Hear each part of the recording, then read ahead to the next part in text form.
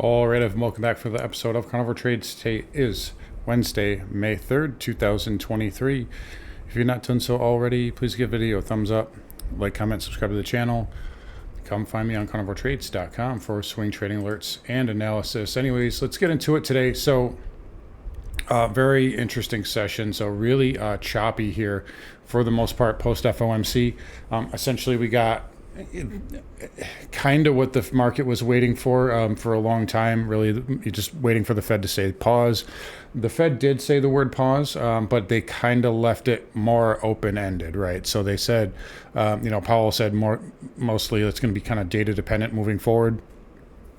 And we had, look at this range here. We chopped around, no side really gaining the upper hand until the end, really around 3 o'clock. We started to dump here. Why are we dumping? It looks more like kind of uncertainty to me. You're seeing precious metals kind of get a bid there. You see the GLD pushing up. And even the dollar, although it did finish lower on the day, it came way off the lows and is basically trading where it was before the initial dump out there. And then you take a look at bonds here and look at the 2-year, and that actually got a pretty good bid. So if we take a look here on the intraday, you can see this was the reaction, and then we kind of pulled back, and then we really started to bid up. This might be telling us here that the Fed's done. So left it open-ended, and they said data dependent. If the 2-year starts taking off to the upside, the note that is, not the yield, meaning the yield comes down, that means the market's essentially telling the Fed it's done. Right now, though, we did have a pretty good sell. I would say generally, I'm going to give the bears kind of the upper hand here, just because, the market's been waiting how long for the Fed to say, pause, we might stop. It's literally been waiting since the end of 2021 to start reversing, right? And where's the rally, right? This is what bulls could do, right? We didn't have heavy volume, right? This is light volume, especially for a Fed day. This is very light volume, 83 million shares at the close. I'm doing this video right after the bell. I think if things were bullish, we'd be able to really rally here. We should be well above the highs and making new highs right now. That said, at the same time, I don't really trust bears at this current time. Again, volume light, so no conviction. And take a look here. We never closed below the low of yesterday. Same thing with the SPX, just to double check on that. You saved it by 1 point. So you might say, well, at 1 point, it doesn't matter. It matters. They don't do this stuff by accident. They saved that little double bottom by the other day. Now, who knows? They could gap us down, and we could gap and go tomorrow to the downside. That's certainly possible. I think the market's really trying to digest right now. We'll likely get the real move tomorrow. And then, of course, we have Apple earnings as well. So that is going to be kind of the kicker, sort of the wild card. But I think regardless of what happens with Apple, I think it's likely that whatever move the market is going to make, it's going to move it. It's going to make it tomorrow. And Apple will be more of a, let's say we have a bullish move and Apple is positive, we'll have more of a, conviction there. If we have a bear move tomorrow and Apple is positive, I don't really see it saving the market, especially if we really start to dump tomorrow. Targets here, obviously we're looking at this little broadening pattern, right?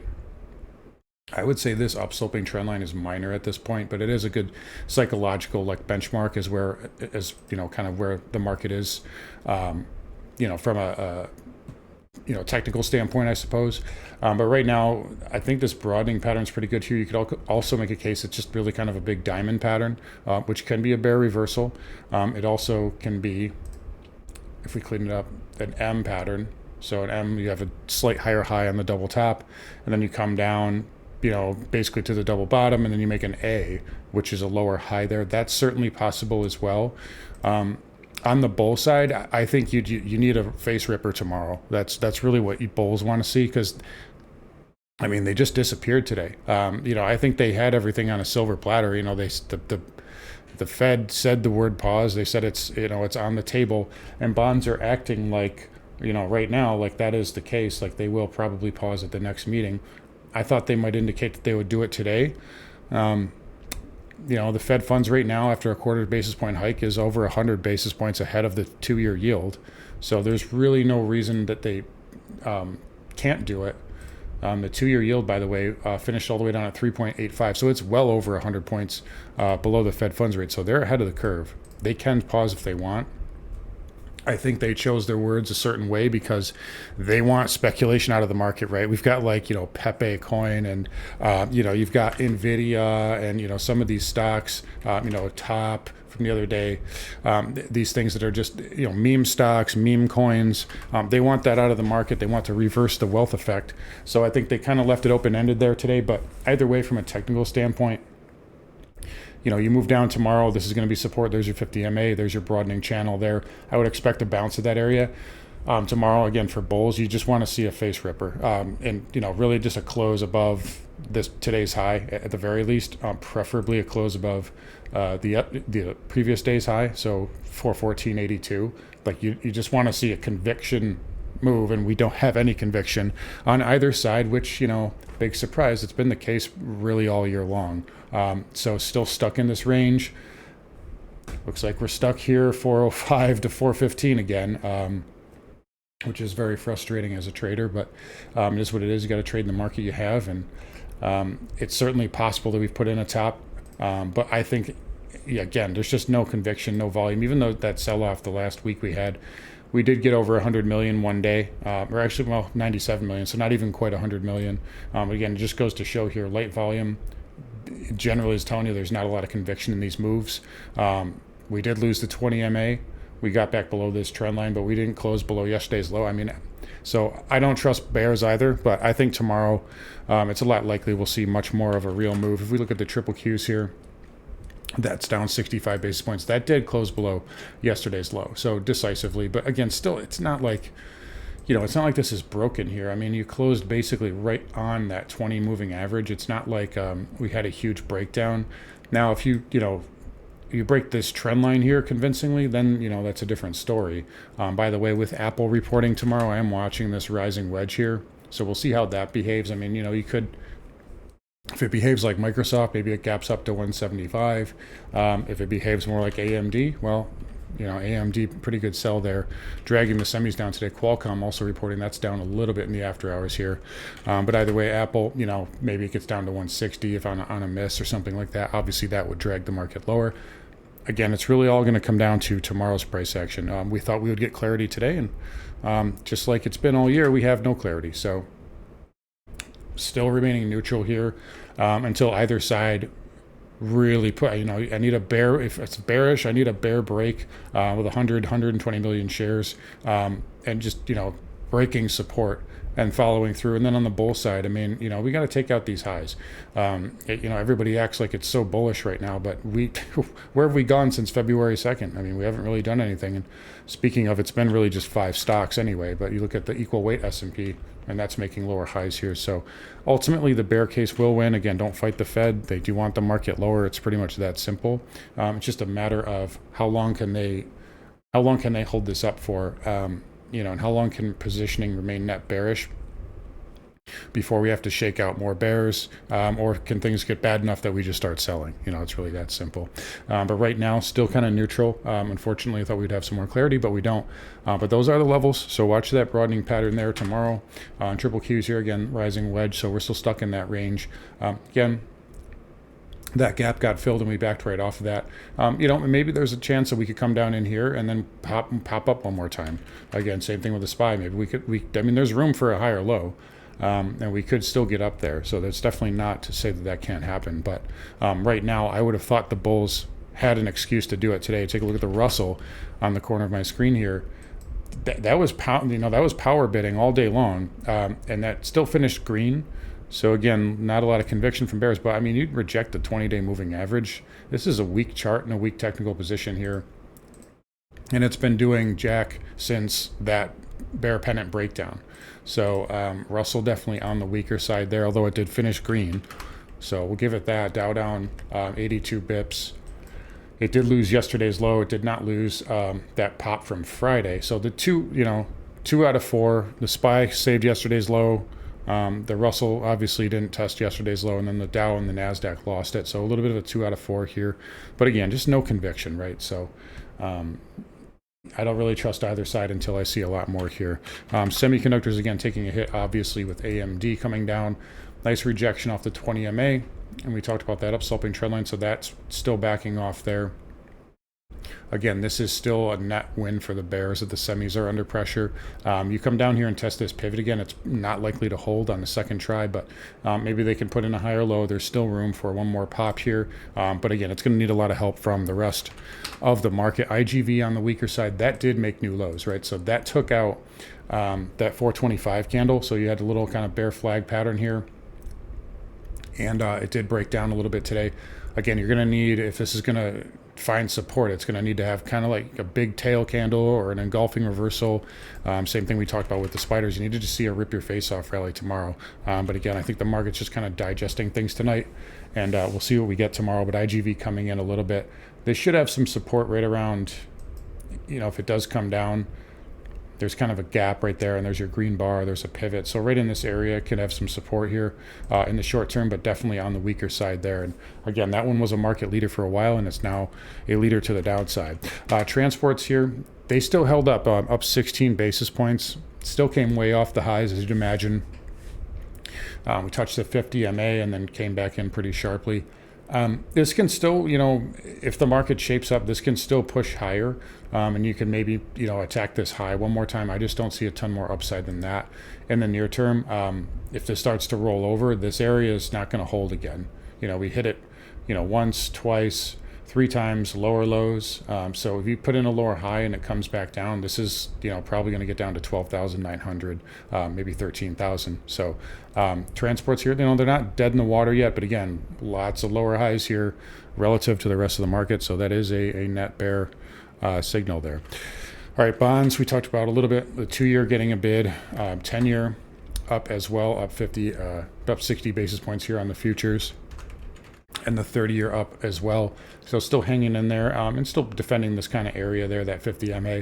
Again, bonds right now I still just think are in a holding pattern at the moment. But right now that, the 2-year got a pretty good bid. It is coming a little bit off the highs. If this continues tomorrow and we see the 2-year start to really push up, it could be telling us that the Fed, the market's telling the Fed that it's going to stop at the next meeting. But for right now, it just got a little bit of a pop, so we'll leave it at that. Home builders here finished green, as you can imagine. They did come way off the highs there. The XHB basically retesting this area where it broke down to try to get up to in February. And pretty good tail candle there. So a little bit of a reversal there. Same thing with the ITB. That's 2 of those now in the last 2 weeks. I would prefer to see more volume behind it, but definitely some sellers coming in here as we just chug higher right now.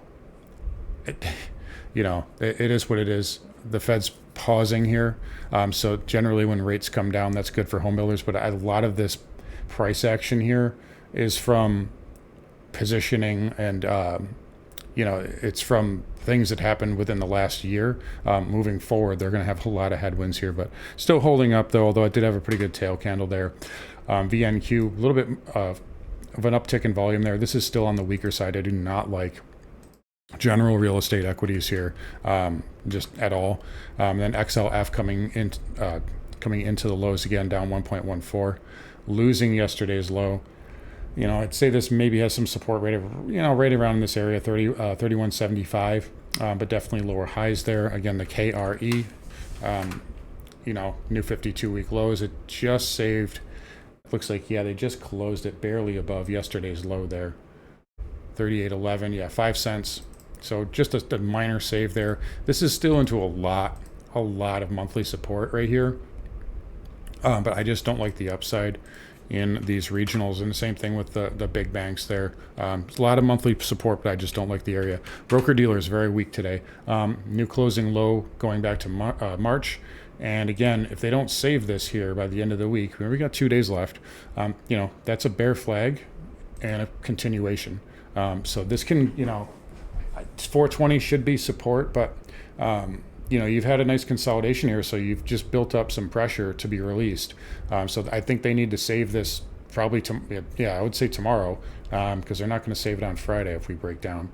So tomorrow is kind of do or die here for broker dealers. If it breaks this area, it's going to be it's going to be going down to that 400 handle, which I think will happen eventually. But right now, definitely on the weaker side, down 2.25 there.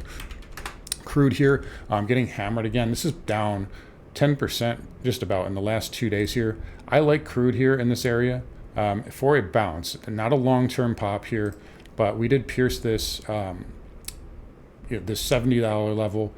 There's also a fib here that I'm looking at. If we can look on the, we'll just use the, sorry about that. Okay, we'll use the 4-hour here. So right into this area here, you're right into the 75% retrace. And, it's coming off the lows. You also have, this is where you came up, you test candle, and then you had that big power reversal. So that's right where it is. And I don't use the RSI all that much, as you guys know, but the RSI on this is in the absolute seller on the 4-hour and the hourly. And it's actually coming off the lows a little bit there with a slight divergence. So I like crude in this area for a bounce. That's really it. Maybe back to that 74 handle, I could definitely see just retesting that trend line that we've been looking at for, a really long time here. So again, we had that trend line, we broke down, we gapped above it. So possibly a retest of that area, but big picture, I still think this is probably going to go lower here, but you had a lot of dumping there, really oversold here on the shorter term time frames, but energy definitely coming in. XLE actually hanging in there okay, although it did close at the lows of the day. Again, we're also kind of going back into this trend line here, so there should be some support. Again, remember, you have high, lower high, lower high, lower high. Whereas before, we talked about this with the XOP specifically, but higher, low, higher, high, right? And then higher, high. And now it's kind of declining as you're getting into this trend line again. So it's almost like, you could even make a case, it's almost like a wedge, something like that.